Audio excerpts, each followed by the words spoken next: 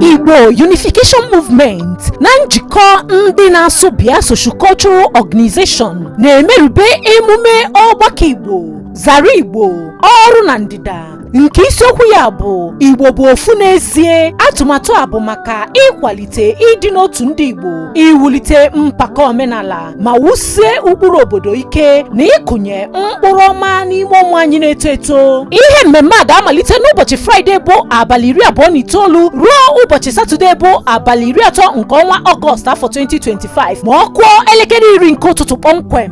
Ihe mmemme a ga-ewere ọnọdụ na Jesdal Hotel and Suites Ọkpanam nke dị na Delta State. Maka ajụjụ kpọọ Agada Cosmos n'akara ekwentị a 08033466581 maọbụ ịkpọọ Ọfọchi Benjamin Esquire na 08039444603 yana Kingsley Okainebi na 07035623645. Igbo Unification Movement 2025.